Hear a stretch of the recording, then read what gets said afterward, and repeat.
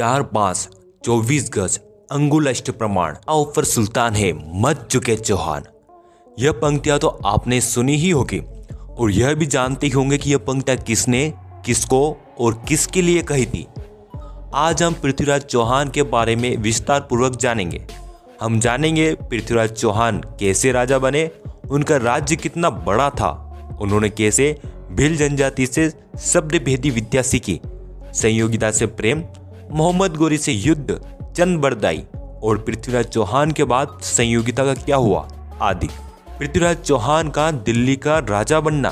पृथ्वीराज चौहान का जन्म 1149 में चौहान राजा सोमेश्वर और रानी कर्पूरा देवी के घर पाटन में हुआ था। अजमेर की महारानी कर्पूरा देवी अंगपाल की इकलौती संतान थी और राजा सोमेश्वर गुजरात के थे। पृथ्वीराज चौहान ने 5 वर्ष की आयु में कंठाभरण विद्यापीठ से शिक्षा प्राप्त की। पृथ्वीराज चौहान के बचपन के मित्र चंद बरदाई थे। ऐसा कहा जाता है कि पृथ्वीराज चौहान ने एक बार निहत्थे शेर को युद्ध में हराया था।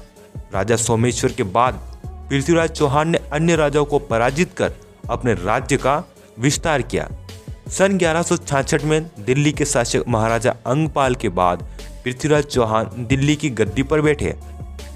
पृथ्वीराज चौहान का भील जनजाति से शब्द भेदी विद्या सीखना। पृथ्वीराज चौहान शब्द भेदी विद्या सीखना चाहते थे। ये विद्या पाने के लिए वे अपने मित्रों के साथ मगध में रहने वाले भीलों के वहां गए।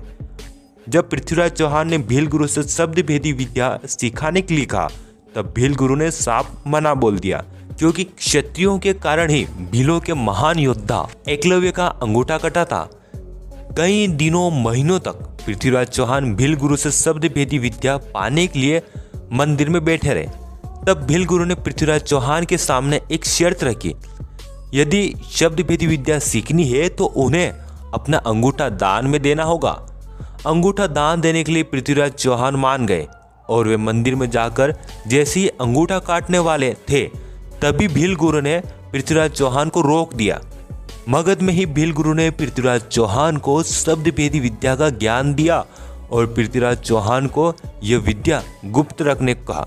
दरअसल ये विद्या केवल मगध में रहने वाले भील ही जानते थे।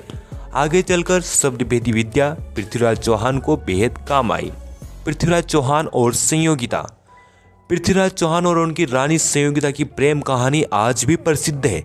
दोनों ही एक दूसरे से मिले बिना केवल चित्र देखकर एक दूसरे से प्यार में मोहित हो चुके थे। संयोगिता के पिता कन्नौज के राजा जयचंद थे। उन्होंने संयोगिता के स्वयंवर में सभी राजाओं को आमंत्रित किया, लेकिन पृथ्वीराज चौहान को आमंत्रित करने के बजाय उनकी मूर्ति द्वारपाल के स्थान पर रख दी। इसी स्वयंवर में पृथ्वीराज चौहान ने संयोगिता की इच्छा से उनका अपहरण भरी महफिल में किया और उन्हें भगाकर दिल्ली ले गए। वहां दोनों का विवाह संपन्न हुआ। इसके बाद राजा जयचंद और पृथ्वीराज चौहान के बीच दुश्मनी और भी बढ़ गई। पृथ्वीराज चौहान और मोहम्मद गोरी के मध्य युद्ध। पृथ्वीराज चौहान की सेना बहुत ही विशालकाय थी, जिसमें 3 लाख सैनिक और 300 हाथी थे। मोहम्मद गोरी एक के बाद एक कई राज्यों को जीतकर भारत की तरफ बढ़ रहा था। तराइन का प्रथम युद्ध। मोहम्मद गोरी ने 1175 में मुल्तान पर कब्जा कर लिया। 1178 में गुजरात और उत्तरी राजस्थान पर चालुक्यों पर असफल आक्रमण किया। इसके बाद 1186 में लाहौर पर विजय प्राप्त की। उसने पृथ्वीराज चौहान के दरबार में एक दूत भेजा। वह चाहता था कि पृथ्वीराज चौहान उसका आधिपत्य स्वीकार कर ले और इस्लाम धर्म अपना ले, लेकिन पृथ्वीराज चौहान ने साफ मना कर दिया। तब मोहम्मद गोरी ने पृथ्वीराज चौहान के खिलाफ युद्ध का अभियान छेड़ा। 1191 के आसपास मोहम्मद गोरी ने पृथ्वीराज चौहान के कब्जे वाले बठिंडा किले पर कब्जा कर लिया। तब पृथ्वीराज चौहान ने पैदल सेना, घुड़सवार और हाथी सेना के साथ मोहम्मद गोरी पर चढ़ाई की। मोहम्मद गोरी किला छोड़ने ही वाला था कि उसे पृथ्वीराज चौहान के आने की खबर मिली। तब दोनों सेनाएं वर्तमान हरियाणा के तराइन नामक जगह मिले। दोनों सेनाओं के मध्य भीषण युद्ध हुआ। पृथ्वीराज चौहान के एक दिल्ली के सामंत गोविंद राय ने मोहम्मद गोरी को बुरी तरह घायल कर दिया। वह घोड़े से गिरने ही वाला था कि एक सिपाही ने उसे थाम लिया और सुरक्षित स्थान की तरफ ले गया। तराइन के प्रथम युद्ध में जयचंद ने पृथ्वीराज चौहान का साथ दिया। यह युद्ध पृथ्वीराज चौहान जीत गए। तराइन का दूसरा युद्ध। तराइन का दूसरा युद्ध 1192 में लड़ा गया था। इस युद्ध में मोहम्मद गोरी ने जयचंद के साथ मिलकर पृथ्वीराज चौहान को हरा दिया।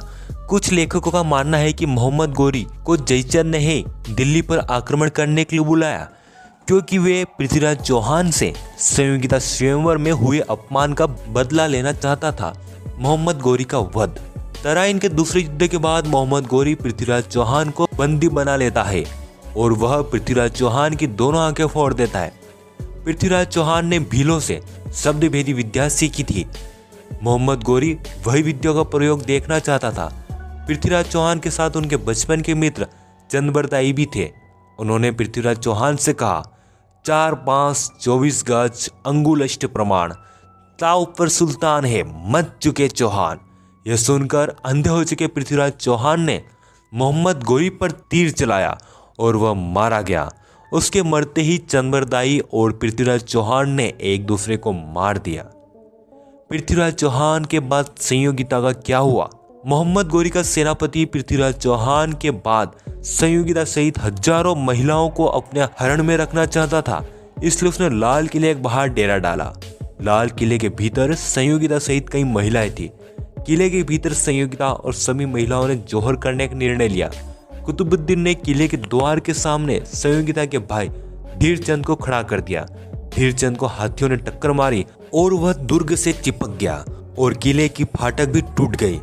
लेकिन जब तक कुतुबुद्दीन किले में प्रवेश करता, तब तक संयोगिता और सभी महिलाएं जोहर कर चुकी थी।